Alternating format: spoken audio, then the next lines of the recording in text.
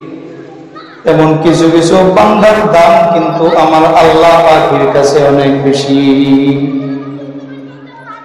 দুনিয়ার মানুষ সামাজিক ভাবে সবার মর্যাদা যেমন সমান নয়, তামাম এই দুনিয়াতে বান্দার ব্যক্তিত্ব হিসেবে যেমন ভাবে সবার মর্যাদা সমান নয়, বান্দার আমলকে কেন্দ্র করে সকল বান্দার স্তর কিন্তু সমান নয়। কিছু কিছু বান্দা আছে যে বান্দার গুলার ঈমান এমন ভাবে পেকে যায়, পাকা ফল থেকে যেমন ভাবে সুমিষ্ট সুঘ্রাণ ছড়ায়, ওই মুমিন বান্দাদের দিলের ভিতর থেকেও ঈমানের সুঘ্রাণ ছড়ায়।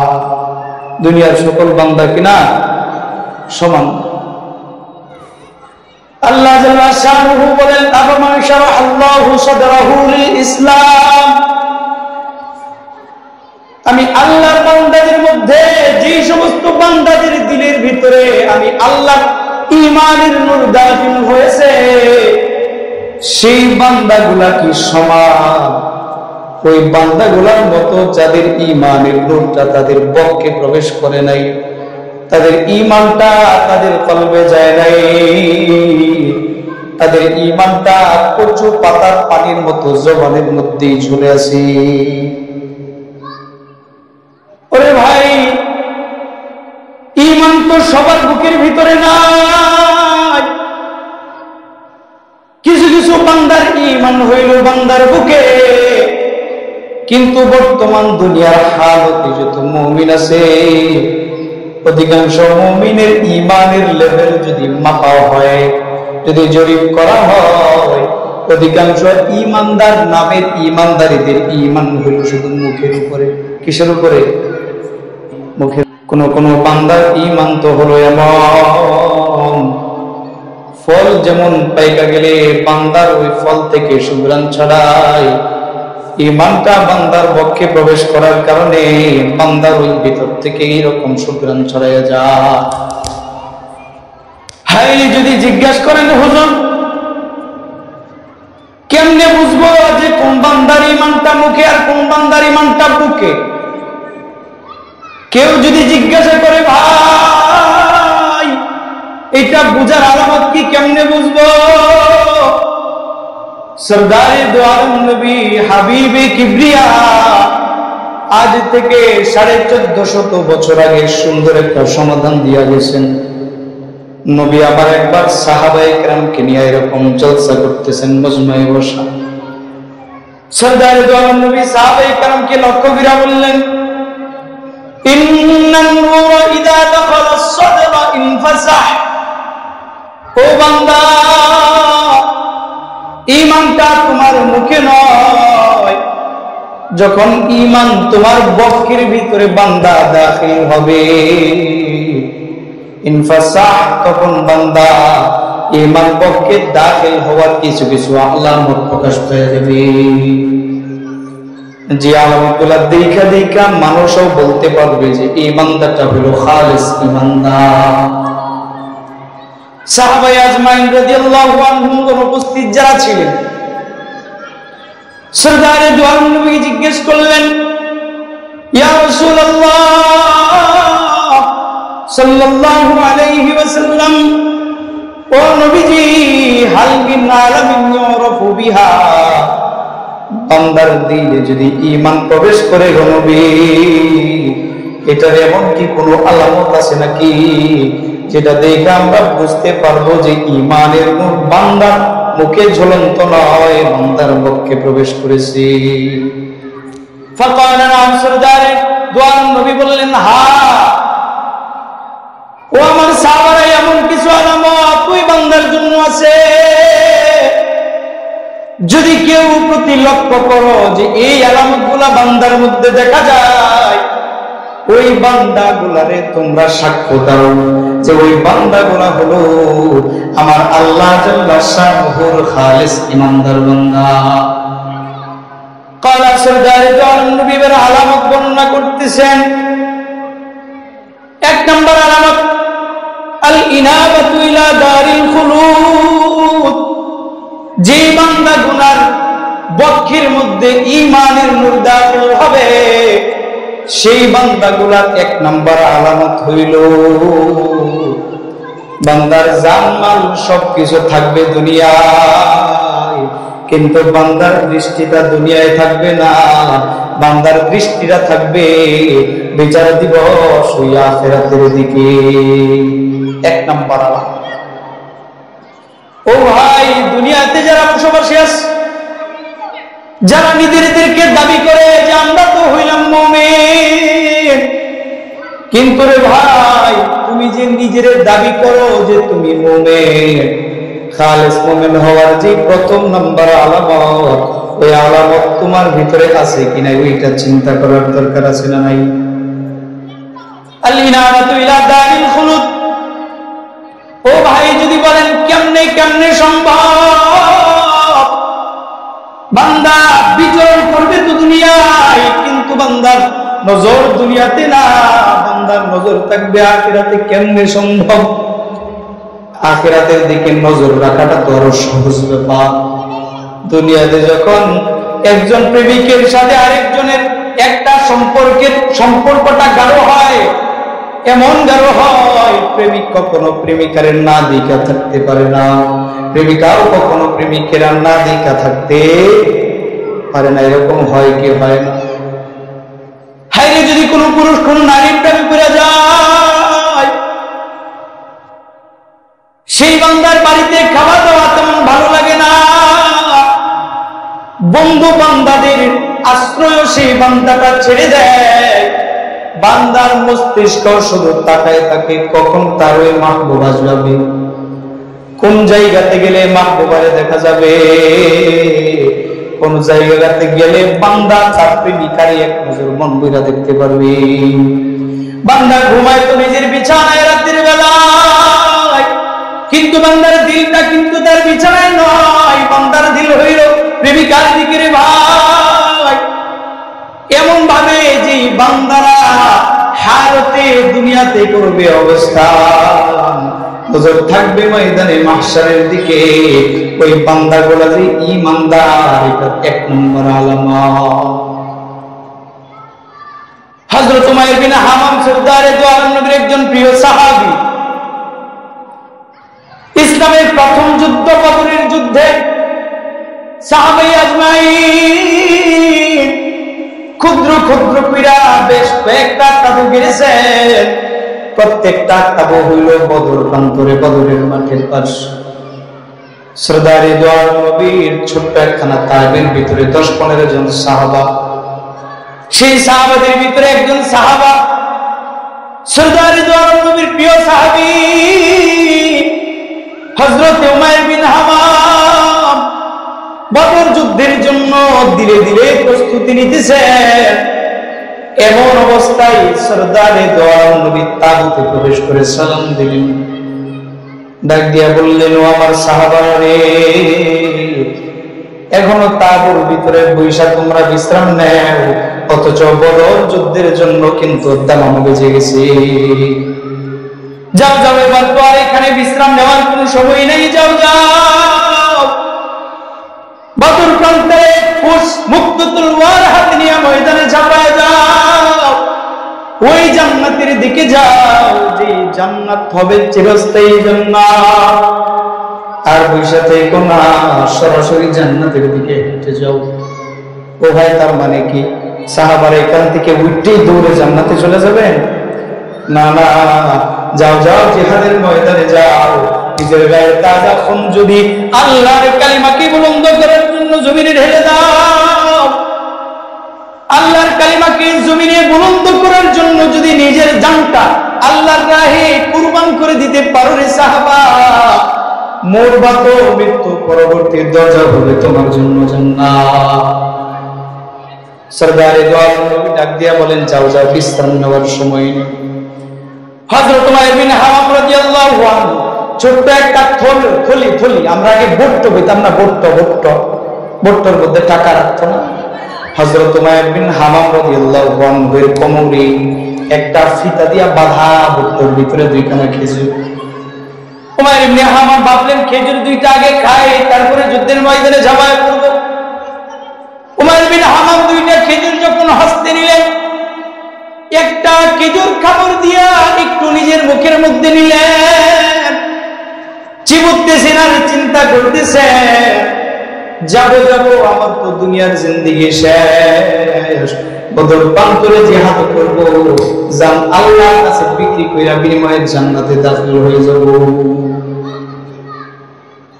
সরদারে দো আলম নবীর সাহাবী উমাইর বিন হামাম চিন্তা করতেছে, জিহাদের ময়দানে আমি উমাইর যুদ্ধ করতে করতে যদি শহীদ হয়ে যাই তাই তো জান্নাত, কিন্তু হাতে থাকা দুইটা খেজুর দুইটা খাইতে তো আমার বহু সময় চলে যাবে, খেজুর খাওয়ার সময় নাই হামামের। খেজুর ছুঁড়ে ফেলে দিয়া প্রশ্নোক্ত তলোয়ার নিয়ে ময়দানে ঝাঁপিয়ে পড়ছে। আরে উমাইর ইবনে হামাম খেজুর খাওয়ার সময় নেই, কারণ কি জানেন রে বান্দা? উমাইর বিন হামামের দৃষ্টি কিন্তু দুনিয়াতে না, হামামের দৃষ্টি ছিল কোন দিকে রে ভাই? আল্লাহর ওই জান্নাতের দিকে। চিরস্থায়ী যে জগৎ, সেই জগৎ আখিরাতের দিকে ছিল হামামের দৃষ্টি, যার কারণে মিষ্ট দুইটা খেজুরও উমাইর বিন হামামের কাছে ভালো লাগে না। যায় যায় যুদ্ধের ময়দানে জিহাদ করতে করতে শহীদ হয়ে গেছে। শহীদ হয়েছে তো বান্দার স্থান হবে মাওলার জান্নাতে। আরে ভাই, তুমি আমি যদি প্রকৃত মুমিন এর টাইটেল পাইতে হয়, দুনিয়াতে থাকলেও নজর কি দুনিয়াতে রাখলে চলবে? নজর কোন দিকে রাখতে হবে ভাই? আখিরাতের দিকে নজর রাখতে হবে। এবার সরদারে দো আলম নবী 2 নম্বর আলামতের তিনি কথা বললেন, ওয়াতাজাফি মিন দারিল বুরুদ। মুমিন বান্দার ঈমানটা যখন বান্দার মুখে নয়, ঈমানের নূর যখন বান্দার বক্ষে প্রবেশ করে, সেই বান্দাকে চিনার 2 নম্বর আলামত হলো দুনিয়ার প্রতি বান্দার অনাগ্রহতা, দুনিয়ার প্রতি বান্দার অনারম্ভতা, দুনিয়াকে ভালো না বাসা। দুনিয়াকে কি করা? ভালো না বাসা। ও ভাই, আপনার আমার হালতের কথা যদি বলি, জিজ্ঞাসা করি ভাই যে তুমি ব্যবসা করতেছো কেন? বললে টাকা পয়সা জমানোর জন্য, কামাই করার জন্য। ও ভাই, যদি কৃষি মুমিনকে জিজ্ঞেস করি ভাই কৃষি কাজ কেন করে? বলে কৃষি কাজ করলে টাকা আসে, ধান আসে তো ধান বিক্রি করি, বিক্রি করে টাকা কামাই করব। যে কোনো চাকরিজীবী ভাইকে যদি জিজ্ঞেস করি ভাই চাকরি কেন করতেছো, এক কথায় জবাব দিলে মাস মাস বেতন পাই, নিজের সংসার চালাই, কিছু টাকা ভবিষ্যতের জন্য সঞ্চয় করে রাখি। ভুল বললাম নাকি? ভুল যদি কিছু বলি তাহলে দাঁড়ায় বললেন যে আপনার কথাটা হয়নি। কিন্তু রে ভাই, যাদের বক্ষে ঈমানের নূর প্রবেশ করেছে, মুখে না, কোথায়? মুখে না, কোথায়? বক্ষে। সেই বান্দাদেরকে চিনার 2 নম্বর আলামত ওয়াতাজাফি মিন দারিল বুরুদ। দুনিয়ার অতি মূল্যবান থেকে অতি মূল্যবান বস্তু সেই বান্দার কাছে ভালো লাগবে না। সরদারে দো আলম নবীর সবচেয়ে প্রিয় সাহাবী, ইসলামের দ্বিতীয় খলিফা, খলিফার নাম কি? খলিফার নাম কি? ইসলামের দ্বিতীয় খলিফার নাম কি বলতে পারেন না? আমরা কইব কেমনে? দ্বীনের ধার্তধারী। ও ভাই, যেইগুলা জানলে আপনার আমার ঈমান তরতাজা হবে। ও ভাই, যেই জিনিসগুলা জানলে দুনিয়া আখিরাতে আমাদের ফায়দা হবে, ওইগুলো আমরা জানি না। আমরা শুধু জানি টিভিতে কখন কোন সিরিয়াল চলতেছে, চায়ের স্টলে কোন দিন কোন বাউল গানের আসর জমাবে, কোন জায়গাতে যাত্রা পালা হবে, ওইগুলো আমরা জানি। অথচ ইসলামের দ্বিতীয় খলিফার নাম আমরা পুরোপুরি কেউ জানি না। আমাদের জন্য বড়ই আফসোস, যাদের পদাঙ্ক অনুসরণ করে আমাদের এই জিন্দেগীর পাথেয় গ্রহণ করতে হবে, যাদের পদাঙ্ক অনুসরণ করে আমাদেরকে জান্নাতের পথে অগ্রসর হতে হবে, সেই মহাপুরুষদের কথা আমরা জানি না, তাদেরকে আমরা চিনি না, বলতে গেলে তাদের নামটাও আমরা জানি না। কেমন মুসলমান হইলাম, কেমন নবী প্রেমী হইলাম, কেমন সাহাবী প্রেমী হইলাম। আফসোস, বড়ই আফসোস আমাদের জন্য। ইসলামের দ্বিতীয় খলিফার নাম কি? হযরত ওমর ফারুক রাদিয়াল্লাহু আনহু। উমর ফারুক রাদিয়াল্লাহু আনহু নাম আপনারা শুনছেন না? ফারুক আকবর, ফারুক আজম যখন খেলাফতে আছেন, তিনি যখন উর্দু জাহানের বাদশাহ, তিনার সভাসদদের মধ্যে কয়েকজন দায়িত্বশীল তিনার কাছে গেছেন, যাই বলে আপনি যদি অনুমতি দিন এমন একটা বিশ্রামালয় আপনার জন্য তৈরি করব, কাজের ফাঁকে ফাঁকে উমর আপনি চাই ওই ঘরে বিশ্রাম নেবে। ফারুক আজম ডাক দিয়া বলেন, হ্যাঁ আমি রাজি আছি, আমার বিশ্রামের জন্য ঘর তোমরা বানাইবা, তাতে কোনো বাধা নাই, কিন্তু শর্ত হলো একটা, ওই যে দেখা যায় মরুসাগর বানাইতে পারো, ওইখানে ঘর বানাও, সাগরের ঢেউয়ের উপরে ঘরে আমি উপরে বিশ্রাম গ্রহণ করব। আপনারা কি বলেন, সাগরের ঢেউয়ের উপরে ঘর বাঁধা কি সম্ভব? সাগরের ঢেউয়ের উপরে কোনো কিছু রাইখা ওইটাকে স্থির করা, দায়ের করা কি সম্ভব নাকি? না না না, ওইখানে তো ঘর বাঁধা সম্ভব না। তার মানে কি উমর এমন ভালোবাসেন না যে তিনার জন্য দুনিয়াতে একটা ঘর হোক? তাহলে কি উমর দুনিয়ারে ভালোবাসে? উমর কি দুনিয়ারে ভালোবাসে নাকি? অথচ সেই উমরের পাওয়ার কেমন জানেন নি ভাই? নদী নালা যখন শুকায় গেছে, ঘটনা বহু বিস্তারিত, সংক্ষেপের তাই না যাইতেছে বোঝানোর জন্য। নদীর পানি যখন শুকায় গেছে, উমরের চিঠি পায়া মরা নদী আবার জেতা হয়ে গেছে।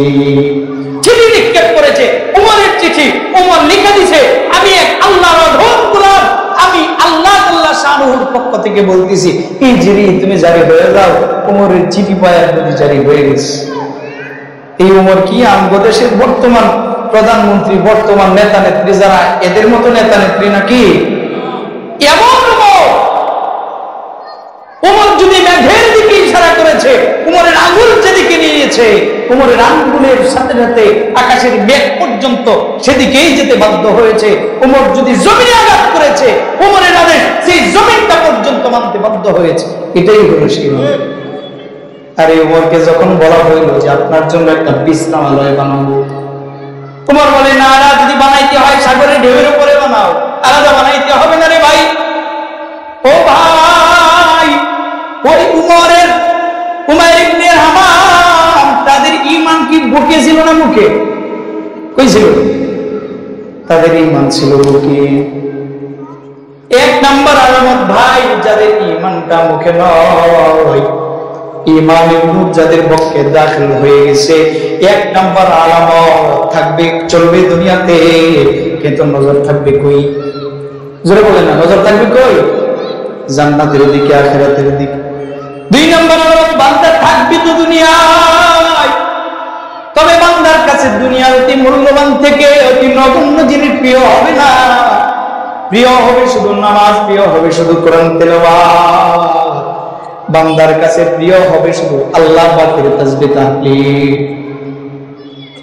সরদারে দু আলম নবী এবার বক্কে ঈমান দাখিল প্রাপ্ত বান্দাদের 3 নম্বর আলামত বলেছেন, ওয়াতাহিবুল মাউতি ক্বাবলা নুজুলি, সবচেয়ে চূড়ান্ত যে আলামত, যে বান্দার ঈমানটা বান্দার মুখে নয়, বান্দার বক্ষে প্রবেশ করেছে, সেই বান্দাকে 3 নম্বর আলামত হলো সেই বান্দাটা মৃত্যুর আগে মৃত্যুর প্রস্তুতি গ্রহণ করবে। কি গ্রহণ করবে ভাই? মৃত্যুর আগে মৃত্যুর প্রস্তুতি। আরে মৃত্যুর আগে তো আমরা মৃত্যুর প্রস্তুতি কেউ গ্রহণ করতেছি। আমাদের বর্তমান সমাজের হালত জানেন কেমন?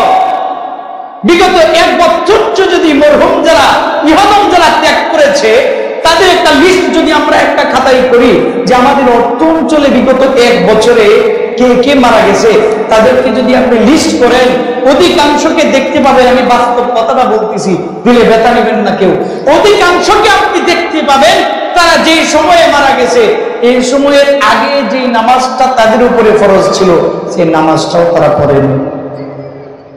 কিছু উল্লেখ যদি করি, অনেকের দিলে ব্যথা লাগতে পারে, মুখস্থ আছে, উল্লেখ করার দরকার নাই, এটা আপনারা দিলে দিলে জরিপ করে নিতে পারবেন।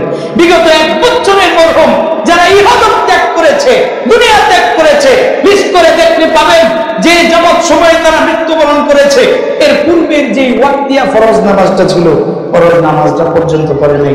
এটার নাম কি মৃত্যুর প্রস্তুতি নাকি ভাই? তাহলে মৃত্যুর প্রস্তুতি আমরা কেমনে নিব? মৃত্যুর প্রস্তুতি নিতে হবে ভাই এই দুনিয়ার হায়াতের হালতে। যে কোনো কাজ যখন আপনার আমার সামনে হাজির হয়, সর্বপ্রথম কাজের ব্যাপারে একটা পরিমাপ করতে হবে, চিন্তা করতে হবে যে কাজটা আমি করব, কাজটা করলে কি আমার আখিরাতের পাতেয়া হবে নাকি জাহান্নামের কারণ হবে। প্রত্যেকটা কাজে এই চিন্তাটা, এই ফিকিরটা আমাদের মাথায় থাকা উচিত, থাকা উচিত না ভাই? কিন্তু না রে ভাই, নাই কাজের ব্যাপারে আমরা আখিরাতের ফল হিসেবে কোনো চিন্তা করি না। আমাদের চিন্তা হয় শুধু দুনিয়ার ফায়দা, যে আমি এখন যে কাজটা করব সেই কাজের ধারায় আমার দুনিয়াতে কত টাকা লাভ হবে, এই কাজের ধারায় আমার দুনিয়াতে কতটা ক্ষতি হবে। প্রত্যেক কাজের ব্যাপারে দুনিয়ার লাভ করার কথা চিন্তা করি ঠিক, ময়দানে মাশারে মৃত্যুর পরবর্তী জীবনের ব্যাপারে চিন্তা করি না। ও ভাই, শুরুতেই বলেছিলাম যদি জিজ্ঞাসা করেন যে কার ঈমানের নূর বুকে আর কারটা মুখে, বুঝবেন কেমন? আলামতগুলো পাইছেন তো? যদি কোনো বান্দার দিকে তাকায় দেখেন, সেই বান্দা থাকে দুনিয়ায় কিন্তু আল্লাহর জন্য পাগল, সরদারে দু আলম নবীর জন্য পাগল। যদি কোনো বান্দার দিকে তাকায় দেখেন যে বান্দার দুনিয়ার প্রতি বিন্দু পরিমাণ লোকটা রোশন নাই, হায় রে, যদি কোনো বান্দার দিকে তাকায় দেখেন যে এই বান্দাটা সকল কাজ করার আগে মৃত্যু পরবর্তী হালত সম্বন্ধে চিন্তা করে, বুঝে নেবেন ওই বান্দার ঈমানটা বান্দার মুখে নয়, ওই বান্দার ঈমানটা কই? বলেন বলেন, ওই বান্দার ঈমানটা কই? আর যদি মনে করেন তিনটা আলামত তার ভিতরে নাই বা আমার ভিতরে নাই, বুঝবেন যে আপনার আমার পক্ষে কোনো ঈমান পুরোপুরি ভাবে ঠাই দেয় নাই। ঈমান আছে কই? ওকে, কই কই? কথা বুঝতে পারছেন তো? এই জন্য ভাই, যদি ময়দানে মাহশারে কঠিন জাহান্নামের আযাব থেকে আপনাকে আমাকে নাজাত পেতে হয়, মাওলার ওই চিরস্থায়ী সুখময় জান্নাতে যদি যেতে হয়, এই তিনটা আলামত আমার ভিতরে থাকার দরকার আছে না নাই?